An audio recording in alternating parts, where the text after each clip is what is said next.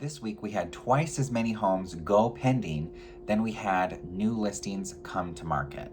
Let's talk about that and more in this week's segment of Market Watch. Joshua Barks here, associate broker with Keller Williams Realty Boise and team lead of the Barks & Co. real estate team. Thank you for tuning into this week's segment of Market Watch. If you're new to the channel, we talk about the Boise area housing market on a week-over-week basis, and then once a month, we go into a deep dive into the market dynamics. Last week was our deep dive video. I'll link to that in the description below, talking about the market dynamics for November of this year, 2021. And this week, let's just get into what's going on a week-over-week basis. So first off, we saw inventory decline again by another dramatic amount. We had 70 less overall available homes right now on the market than we had this time last week. So we had 471 active listings last week. This week we have 401 active listings. And we had 100 new listings come to market last week, whereas this week we only had 76.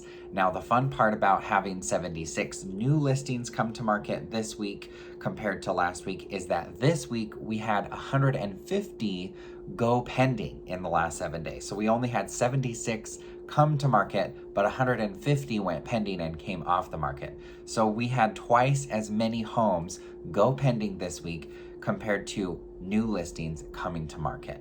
Now, overall pending sales is down slightly this week as well. We had 643 pending homes overall last week.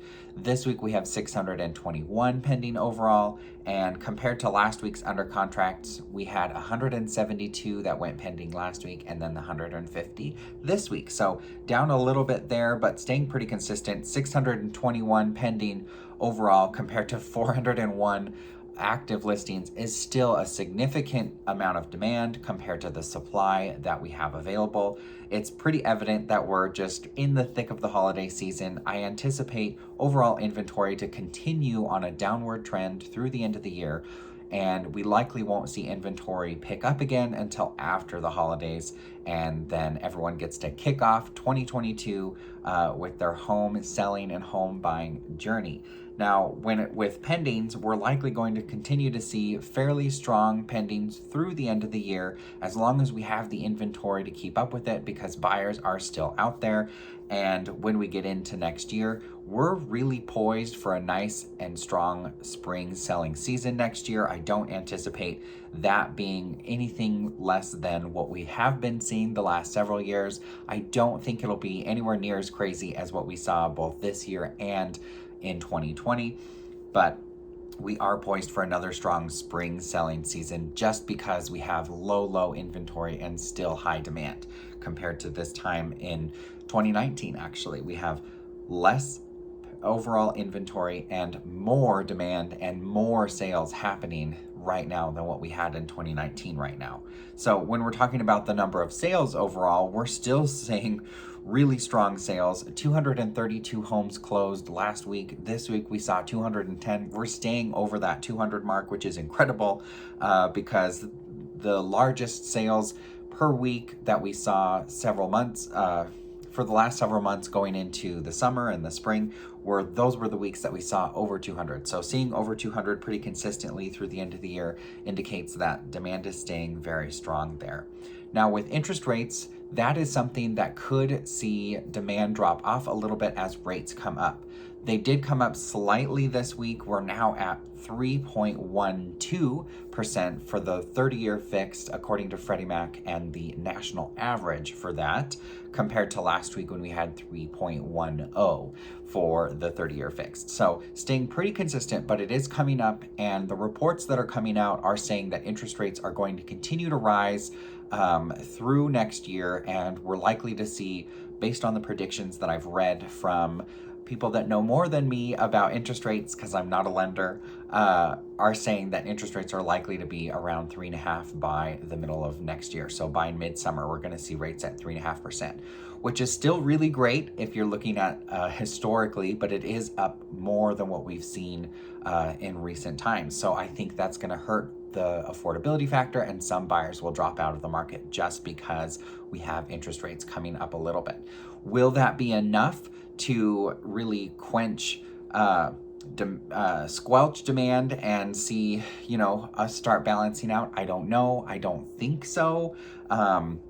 Just because we would need drastically more inventory coming on the market. And again, drastically less pending sales and less demand that we have out there in order for prices to actually start coming down. I do think next year, the good news is we're likely to see a more normal, healthy market next year, with what's going on for interest rates and inventory and demand as well. So we're likely not going to see the craziness that we saw this past summer and spring, and days on market is likely going to continue to rise, which is fantastic. Everyone gets a chance to breathe. Buyers get time to make good decisions for them and their family. They don't have to rush into anything. Now, I'm not saying that doesn't mean things aren't still going to be competitive, because we know it was a hot seller's market in 2019, and this current market appears to be very similar to what we were seeing then.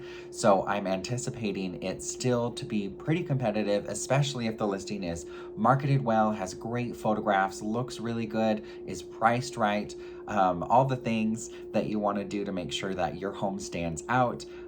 Basically, those homes are going to get the multiple offers and likely sell for over asking, even when not everything is selling for over asking. Overpriced listings are still going to sit on the market longer than the average days that we're seeing before something goes pending.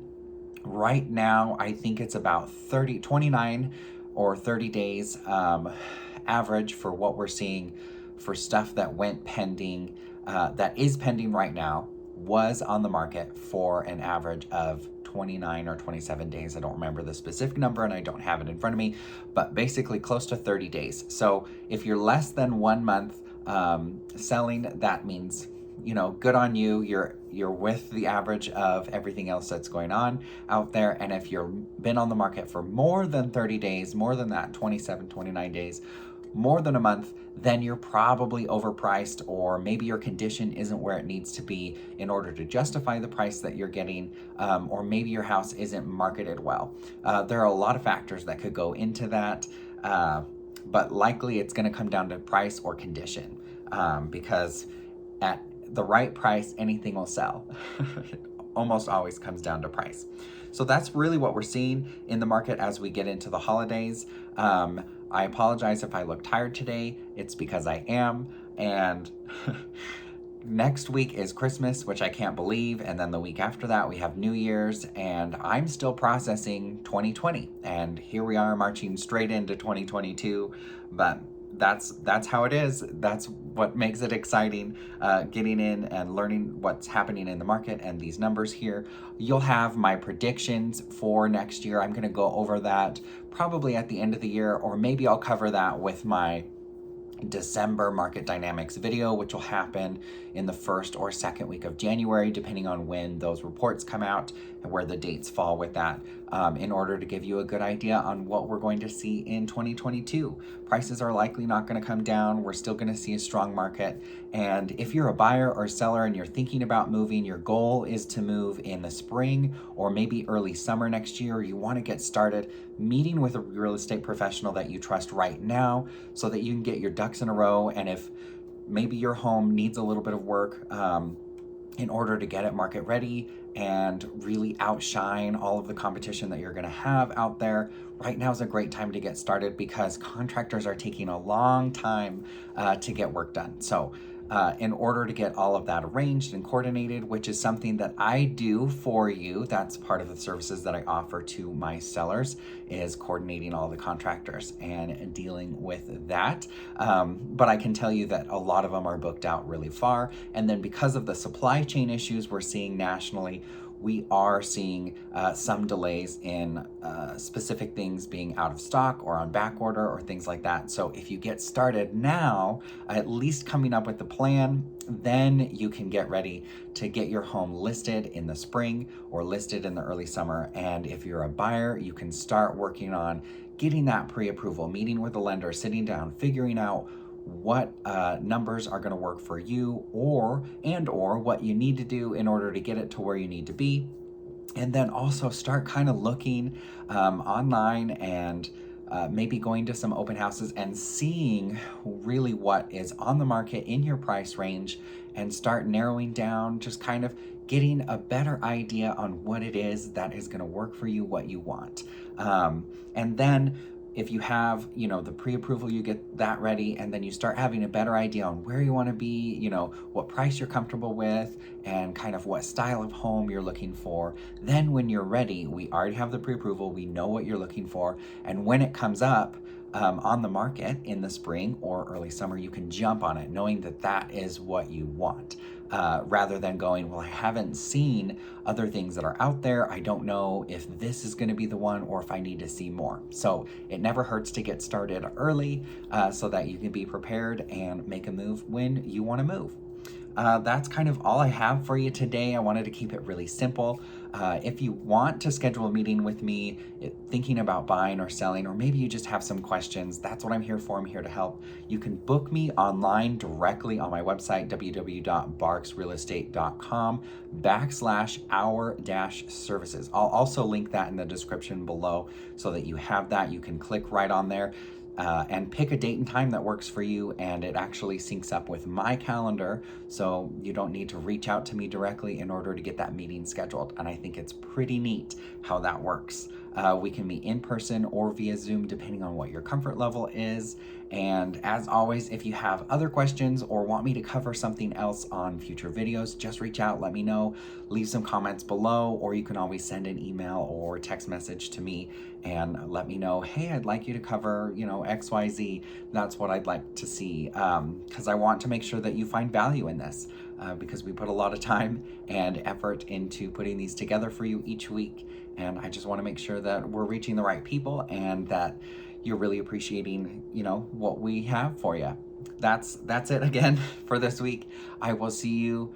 I think next Friday is actually Christmas Eve, so we probably won't have a video then, but I'll still put together the numbers. So I think I will see you on the next week. Yep, because I can do this on New Year's Eve, because that's perfectly fine. Christmas Eve, I'll be with my family, so won't be able to spend time putting together a video. But on New Year's, we'll go ahead, New Year's Eve, because I'm pretty sure that's also Friday. We'll put that together and you'll have that in New Year's Eve. But you'll still, if you have my emails, you'll still get my numbers for what's going on a week-over-week basis. Okay, I hope everyone has a fantastic holiday and is able to stay really nice and warm and is safe out there on the roads as we get more snow and get into that snowy weather. And I will see you not next Friday, but the Friday after that for the typical weekly update.